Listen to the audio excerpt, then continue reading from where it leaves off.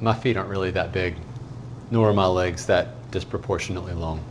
Okay, let's get started. We're going to be integrating by parts, and the next problem we have involves theta. We just treat it like an x, like we've been doing. Hate to erase this, but I'm going to have to.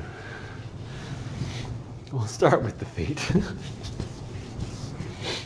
All right, the problem we have is going to involve, like I said, integration by parts. And we have theta squared cosine theta d theta. And what I think we should always start by doing is identifying u and dv. Also, it's helpful if you write the formula, which I'm about to do. So before we really get too deep into this, let's realize that we're going to need the integral of u dv equals uv minus the integral of v du. And we need to identify the corresponding parts. So what we have right here needs to match up with what we have right here, and then we'll just work our way through it. So let's do it. This one is going to take a minute. And if you want to write down what I'm about to do, you may, but it's going to get long and complicated, and then I'm going to show you a shortcut. So I just want to show you the need for the shortcut, and then we'll do the shortcut. So let's start by identifying u and dv, and I think I'll put du here. Is that the way I did it in the other part of the video? It is not. It is not. I'll put du over here. Not that it matters, but du will go over here and v will go over here. And the parts that I am going to identify within this are going to be u and dv. Oh, let's make it all color-coded and everything with a squeaky marker. Okay, so dv should be something that I can easily integrate. U should be something that will become simpler the more I take the derivative of it. So the derivative of theta squared becomes 2 theta. And in the process of doing that, it becomes just a little bit easier, a little simpler. It was quadratic, now it's linear. Do it again, it becomes a constant, which is much easier. So we're going to let u be theta squared. Underline the wrong thing. We're going to let u be theta squared, and we're going to let cosine theta d theta, all of it, be the dv. So I hope you kind of see what's happening here. We're going to have the dv and the u, and then we'll take integrals and do all kinds of fun stuff with that. So again, if you're not writing this, that's fine, because this is going to get kind of complicated, and we're going to, well, I don't want to give too much away, so just hang with me here. So as you see in the notes, you need to choose u such that u prime is simpler than u, or du is simpler than u. So that's what we've done. Theta squared becomes 2 theta d theta, and then dv is cosine theta d theta, and the integral of cosine is sine, because the derivative of sine would give me cosine. There's a little cycle to that, as you've seen before. So we're going to come over here and we're going to say, well, if u is this, and that looks like a little mustache, doesn't it? Like the Pringles guy. And then dv is that. I don't know if it's showing up too well in the video, but it looks like the Pringles guy to me. uv minus integral of v du. So let's do that. So what I really have is uv, okay, so uv, so theta squared sine theta minus the integral of v, and then du. So we'll put that 2 theta sine theta d theta. 2 theta sine theta d theta. All right, yeah, we're ready to go. So in the process of doing this, we've come up with this, and now we need to integrate this. Oh wait, we have to do it again. We have to do integration by parts again. And here's why. Looking at this part, these parts, I have 2 theta and sine theta. U substitution, just like straight up U substitution, is not going to work. I'm sorry, but it's not, because you can't pick a U that has a derivative that's represented elsewhere in here. It's not going to happen. And you have 2 things multiplied together. So this is another one of those U dv things. So we have to do it again. And I am going to do it again. I'm not going to abandon this process. I'm, again, doing it this way because I want you to see when it's more handy to do the shortcut that I'm about to show you. Does the shortcut always work? Are you always going to be able to do it? No, but I use it most of the time. It's really neat. So let's identify some parts again. Should I switch colors? Nah. Just looking at this, I'm going to identify u, I'm going to identify dv. I will not color code too much on this one. The things that I identify, again, are u and dv. We'll underline them just for fun. And u should be the simpler part. The simpler part of these two things, multiplied together, these two factors, would be 2 theta, which means I have 2 d theta. dv would be sine theta d theta. The integral of sine theta d theta is negative cosine theta. Okay. So what I, excuse me, what I really have is a integration by parts inside an integration by parts. And if this was cubed, I'd have integration by parts inside an integration by parts inside an integration by parts. And if it was to the 4th, you could see where this is going. Shortcut's going to come in handy. Like, just get on with it. Tell us the shortcut already. So moving on from here and just kind of proceeding, I'm going to bring all this work down here. I'm going to have equals theta squared sine theta minus everything that's about to happen. And everything that's about to happen is this process again with this information. So minus, and let's parenthesize so we don't overlook some signs here. uv, so 2 theta negative cosine theta. Yes, that'll become positive in a minute.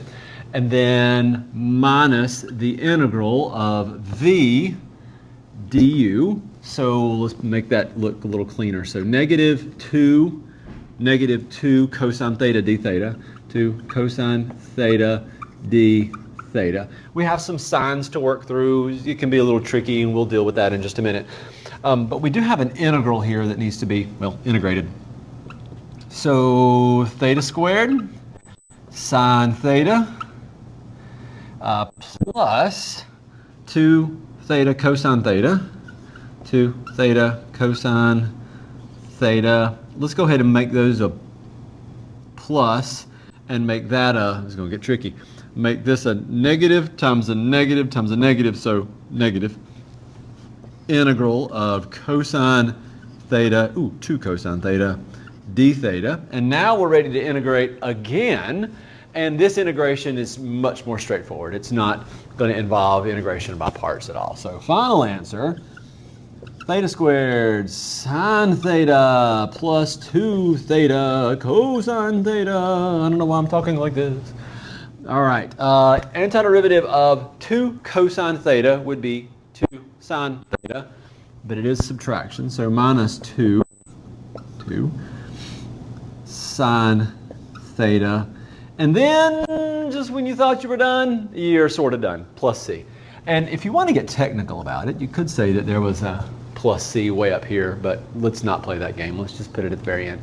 And I'm going to take a moment, look through that, and make sure I'm right. This video is far from over, because I'm going to show you the shortcut. Actually, the shortcut is super fast, super easy. First time through is a little clunky, but after that, it works out pretty neatly. So give me a moment as I look through my work and make sure I don't have to start this whole thing over, because if I made a mistake, I'm just going to own it and go with it. So v minus the integral of v du, so minus negative 2. Yep, we're good, we're good. My signs are good. Skip through this part if you want to. And we're good. Okay, I'm going to leave that, and I'm going to erase this. And we're going to go back to the very beginning.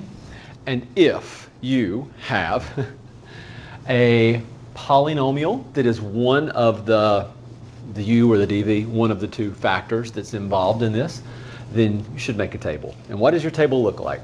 Glad you asked. You're going to have 3 columns. Column number 1 is going to be signs. Column number 2 is going to be u.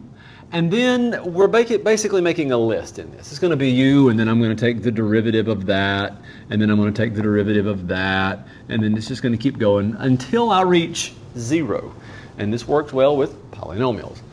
And then we're going to have dv over here, and then we'll take the integral of that, and that would give me v, and then we'll take the integral of that, and that'll give me, well, the integral of v. Basically, I'm going to keep integrating. So as I do these, I'm going to take derivatives. So as I move forward, or as I move down this list, I'm going to take a derivative. And as I do these, I'm going to take an integral antiderivative. Okay, signs are always going to start with a positive and then alternate. So plus, minus, plus, we'll hold off, there might be more. U, we identified it as theta squared, so theta squared. Keep driving this train. So what's the derivative of theta squared? 2 theta. What's the derivative of 2 theta? 2. What's the derivative of 2? 0. Stop when you get to 0. That means I need another row here. Okay? Always start with a positive, then alternate. Now, dv was cosine theta d theta. I'm going to leave the d theta off. We're just going to keep taking an integral. Don't worry about c. The c will come out in the very end. All right, so cosine. Antiderivative of cosine is sine. Antiderivative of sine is negative cosine. Antiderivative of negative cosine is negative sine. Okay, again, don't worry about the d theta. Don't worry about c yet. Final answer. You may not know why it works, but it works. Final answer is going to be 1, 2, 3 terms. And here are your 3 terms. Watch. 1, 2, 3 terms, and then plus c. Positive theta squared times cosine theta, or times sine theta, sorry. So the first term of my answer is positive theta squared sine theta. Done. The second term of my answer is negative 2 theta times negative cosine theta. Kind of simplifying that in my head, I have negative times negative. That's going to give me a positive 2 theta cosine theta. Done. So if you are writing this one down, and I do recommend you write this process down, if you're writing this down, then we're doing our final answer right here, and it's matching up perfectly with that. It better. I'm going to panic and run out of the room. Positive 2 times negative sine would be negative 2 sine theta plus c. Okay, so again, if you're writing, you do the chart, you write the final answer, you get your plus c, and you're done.